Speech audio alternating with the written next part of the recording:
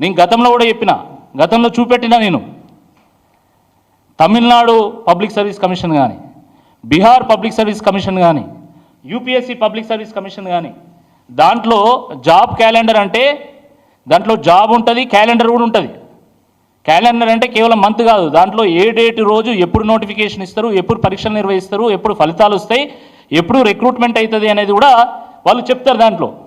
కానీ వీళ్ళు ఇచ్చినటువంటి జాబ్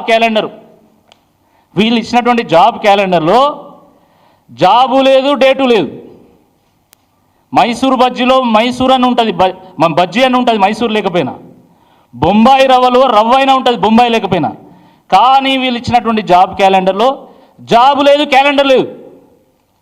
ఇది బఠానీలు కట్టుకోవడానికి కూడా పనిచేయదు. ఇది ఈ జాబ్ క్యాలెండరు బఠానీలు పుట్నాలు కట్టుకోవడానికి కూడా పనిచేయదు. ఇదో క్యాలెండర్, వీళ్ళదో ప్రభుత్వం. వీళ్ళు మళ్ళీ పెద్దగా మొత్తం యువతనంతా ఉద్ధరించినట్టు రోజు రేవంత్ రెడ్డి గారు ఒకటే ప్రకటనలు, మొత్తం అక్కడ ఓటింగ్ల మీద ప్రకటనలు. 50,000 ఉద్యోగాలు ఇచ్చిన, మంది పెళ్లిళ్లకు మంగళారతులు పట్టమంటే ఫస్ట్ ఉంటాడు రేవంత్ రెడ్డి. ఫస్ట్ కొంచెమన్నా సిగ్గుండాలా? నువ్వు ప్రభుత్వం ఇచ్చినటువంటి ఇన్ఫర్మేషన్, మేము ఒక ఆర్టీఐ వేస్తే వచ్చినటువంటి ఇన్ఫర్మేషన్ ప్రకారము, ఇది స్వయంగా తెలంగాణ గవర్నమెంట్ మాకు అందించినటువంటి సమాచారం. ఇది నేనేదో ఉట్టిగా గాలి లెక్కలు చెప్తలేను. నేను గవర్నమెంట్ ఆఫ్ తెలంగాణ అఫీషియల్గా ఇచ్చినటువంటి రిప్లై నేను చెప్తున్నా. వీళ్ళు ఇచ్చినటువంటి రిప్లై ప్రకారము మొత్తం 12,000 ఉద్యోగాలు ఇచ్చినామన్నారు. దాంట్లో మేము అడిగినటువంటి క్వశ్చన్ ఏంటంటే, ఈ 12,000 ఉద్యోగాలకు నువ్వు ఎప్పుడెప్పుడు నోటిఫికేషన్ వచ్చిందో అది కూడా స్పష్టం చేయని చెప్పి అడిగినాం. అడిగితే వాళ్ళు చెప్పింది ఏంటంటే, ఈ 12,000 ఉద్యోగాల్లో ఇప్పటి వరకు వీళ్ళు ఇచ్చినటువంటి నోటిఫికేషన్ కేవలం గ్రూప్ 1కి సంబంధించింది మాత్రమే 2024లో. అది తప్ప వీళ్ళు ఇచ్చినటువంటి నోటిఫికేషన్ ద్వారా ఇప్పటి వరకు ఉద్యోగాలు వచ్చింది ఒక్కటి కూడా లేదు. స్వయంగా అనేక పత్రికల్లో కూడా వచ్చింది. కాంగ్రెస్ ప్రభుత్వంలో ఇచ్చినటువంటి నోటిఫికేషన్లు 12,527.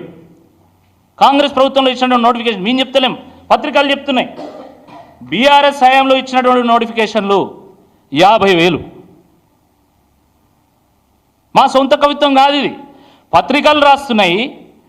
ప్రభుత్వమే ఎంబలంతోనే సంతకంతోనే రాసి మరి మాకు ఇచ్చింది. మేము ఇచ్చింది కేవలం 12,000 ఉద్యోగాలే. దాంట్లో 2024 దాని తర్వాత అంటే 2024 నుండి ఇప్పటి వరకు వచ్చినటువంటి నోటిఫికేషన్ల ద్వారా వచ్చే ఉద్యోగాలు కేవలం 500 అని. మరి మీరు ఎట్లా చెప్తారు మేమే ఉద్యోగాలు ఇచ్చినామని? మీరు చెప్పే అబద్ధాలు చెప్పలేక మైకును కూడా ఊరేసుకునే పరిస్థితి వచ్చింది. పచ్చి అబద్ధాలు, నోరు తెరిస్తే అబద్ధం. ఇంకా మళ్ళీ సిగ్గు లేకుండా ప్రభుత్వానికి ఆదాయం లేదు, ప్రతి నెల 22,000 కోట్ల రూపాయలు కావాలి, కానీ 18,000 కోట్ల రూపాయలే ఆదాయం వస్తుంది. ఇంకా 4,000 కోట్ల రూపాయల ఆదాయం ఎట్లా తేవాలి అని చెప్పేసి నేను ఆలోచిస్తున్నా అని చెప్పేసి నిన్న మాట్లాడుతాడు. ఎందుకు? సర్వశిక్ష అభియాన్ వాళ్ళు పోయి మమ్మల్ని రెగ్యులరైజ్ చేయమంటే రోజుకో బాంబు పేల్చేటువంటి రేవంత్ రెడ్డి గారు నిన్న ఒక బాంబు పేల్చిండు. ఏమని? నేను రెగ్యులరైజ్ చేయలేను, అది సెంట్రల్ స్కీమ్ అని చెప్పేసిండు. మరి ఆ రోజు ఏం మాట్లాడినావు నువ్వు? మా హనుమకొండలో ఏకశిలా పార్క్ దగ్గర ఛాయ తాగేంత సమయంలో నేను మీ సమస్యను పరిష్కారం చేస్తా అన్నాడు సర్వశిక్ష అభియాన్ ఉద్యోగస్తులతో. మరి ఈయనకి ఎవరు ఛాయ్ ఇస్తలేరా? వాళ్ళ ఇంట్లో ఛాయ్ పెడతలేరా? వాళ్ళ ఇంట్లో ఛాయ్ పత్త లేదా? చక్కెర లేదా? పాలు లేవా? నేను అందుకనే మొన్న ములుగు, కొత్తగూడెం, ఖమ్మం ఈ జిల్లాలంతా సర్వశిక్ష అభియానం సంబంధించిన ధర్నాలో నేను పాల్గొని మరీ చెప్పిన, మీరు 20,000 మంది ఉన్నారు, మీరు మనిషికో ఛాయ్ పత్త పొట్లము, ఓ చక్కెర పొట్లము, ఓ పాల ప్యాకెట్ పంపులు అప్పుడన్నా సిగ్గొస్తుంది రేవంత్ రెడ్డి గారికి అని చెప్పిన. మళ్ళీ నిన్న శుద్ధి పూస అయినట్టు నాకు డబ్బులు లేవు కాబట్టి నేను ఇవ్వలేకపోతున్నా, 1వ తారీఖు అయితే మీకు జీతం ఇస్తున్నా కానీ మిమ్మల్ని రెగ్యులరైజ్ చేయ, మీకు పే స్కేల్ లేదు, మన్ను లేదు, మశానం లేదని నిన్న చెప్పాడు. మరి ఆ రోజు ఏం మాట్లాడినావు అంటే ఓడెక్కదాకా ఓడమల్లన్నా, ఓడ దిగినాక బోడమల్లన్నా. ఇది కాంగ్రెస్ పార్టీ విధానం. కొంచెమన్నా ఆలోచన ఉన్నదా? ఆ రోజు మీరు 2 లక్షల ఉద్యోగాలు వచ్చిన మొదటి సంవత్సరంలోనే నిరుద్యోగ యువతకు అందిస్తామంటేనే కదా ఈ నిరుద్యోగ యువత ఆ రోజు బస్సు యాత్రలు చేసింది, ప్రతి గ్రామానికి, ప్రతి తండకు, ప్రతి గూడానికి వెళ్ళి ప్రతి గుండెను తట్టి మాకు కాంగ్రెస్ ప్రభుత్వం వస్తే మాకు ఉద్యోగాలు వస్తాయి, కాబట్టి దయచేసి మీరు కాంగ్రెస్ పార్టీకి ఓటేయమంటే 1 కోటి మంది 1 కోటి ఆశలతోని ఆ రోజు ఓట్లు వేస్తే కాంగ్రెస్ పార్టీ అధికారంలోకి వచ్చింది. వాస్తవం కాదని అడుగుతున్నా. ఎన్నికల సామాగ్రి, ఎన్నికల్లో వాడేటువంటి మైకుల్లాగా, వ్యానుల్లాగా యువతను వాడుకొని అవతల పడేసిండ్రు. ఇది వాస్తవం కాదని నేను అడుగుతున్నా. ఆ రోజు నేను ఎమ్మెల్సీ పోటీ చేసినప్పుడు కూడా కొత్తగా కాంగ్రెస్ ప్రభుత్వం వచ్చింది, ఇంకా మాకు ఆశలు ఉన్నాయి, వీళ్ళ ప్రభుత్వం కొనసాగితే ఎమ్మెల్సీ కనుక కాంగ్రెస్ పార్టీ గెలిస్తే మాకు న్యాయం జరుగుతుందని చెప్పి ఆ రోజు జియో 46 బాధితులు గ్రూప్ 1 అవునా? ఏం సమాధానం చెప్తారు మీరు? ఈరోజు కొంతమంది నిరుద్యోగులను వాడుకొని ఎమ్మెల్యే లైన్లు, ఎంపీ లైన్లు, ఎమ్మెల్సీ లైన్లు, వాళ్ళ సమాధానం ఏందని నేను అడుగుతా ఉన్నా. ఈరోజు పెద్ద పెద్ద లాయర్లను పెట్టి కోట్ల రూపాయలు వెచ్చించి ఈరోజు నిరుద్యోగులు కోర్టు మెట్టులు ఎక్కితే, ఎందుకంటే ప్రభుత్వం న్యాయం చేస్తలేదు కాబట్టి, ఆ రోజు హామీ ఇచ్చినటువంటి కాంగ్రెస్ పార్టీ కనీసం అపాయింట్మెంట్లు ఇస్తలేదు కాబట్టి వాళ్ళు సుప్రీంకోర్టు మెట్లు ఎక్కి సుప్రీంకోర్టు ఆ తలుపులు తడుతూ ఉంటే మీరు కోట్ల రూపాయలు వెచ్చించి ఈరోజు నిరుద్యోగులను ఓడిస్తూ ఉన్నారు ప్రతి కేసులో. ఇది వాస్తవం కాదని నేను అడుగుతున్నా. ఇది మీరు చేస్తున్నటువంటి మోసం కాదని నేను అడుగుతా ఉన్నా. జియో 46 విషయంలో ఆ రోజు మీరేం చెప్పింది, ఈరోజు మీరేం చేస్తున్నారు? బీసీ కులగణన గురించి మాట్లాడతారు వీళ్ళు, పెద్ద పెద్ద ఉపన్యాసాలు ఇస్తారు, లెక్చర్లు దంచుతారు అసెంబ్లీలలో. మరి జియో 29 విషయంలో సామాజిక న్యాయానికి మీరు ఎందుకు అడ్డుపడుతున్నారని నేను అడుగుతున్నా. జియో 29ను తీసుకొచ్చి ఈరోజు ఓపెన్ కేటగిరీలో ఎస్సీ, ఎస్టీ, బీసీలు పోటీ పడకుండా చేసి వాళ్ళ గొంతు నొక్కి వాళ్ళని సర్వనాశనం చేస్తున్నది వాస్తవం కాదని నేను అడుగుతా ఉన్నా. మరి అలాంటప్పుడు జియో 29 మీరు ఎట్లా సమర్థిస్తారు?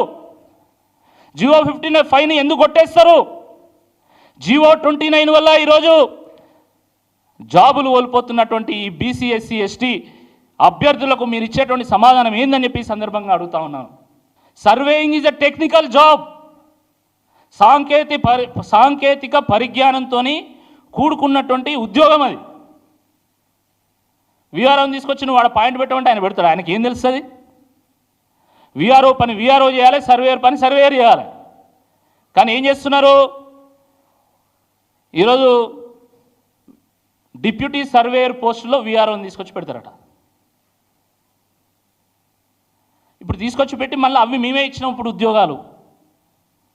ఈ రాష్ట్రంలో 12,000 మంది విఆర్ఓలు కావాలి. దమ్ముంటే 12,000 మంది విఆర్ఓలకు నువ్వు నోటిఫికేషన్ ఇయ్యి. పాత విఆర్ఓలు ఆల్రెడీ వేరే వేరే డిపార్ట్మెంట్లో రిక్రూట్ అయ్యి లేదా?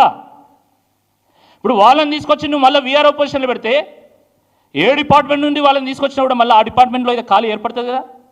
మరి దాని నోటిఫికేషన్ సంగతి ఏంది? ఆ ఖాళీలు ఏర్పడినప్పుడు అక్కడ నువ్వు మళ్ళీ కొత్తగా నోటిఫికేషన్ ఇచ్చేది. ఇప్పుడు విఆర్ఓలకే నువ్వు కొత్తగా నోటిఫికేషన్ ఇవ్వచ్చు కదా. ఈ 12,000 విఆర్ఓ పోస్టులకు తక్షణమే నోటిఫికేషన్ విడుదల చేయాల్సిందే. ఈ సందర్భంగా బీఆర్ఎస్ పక్షాన మేము డిమాండ్ చేస్తూ ఉన్నాం.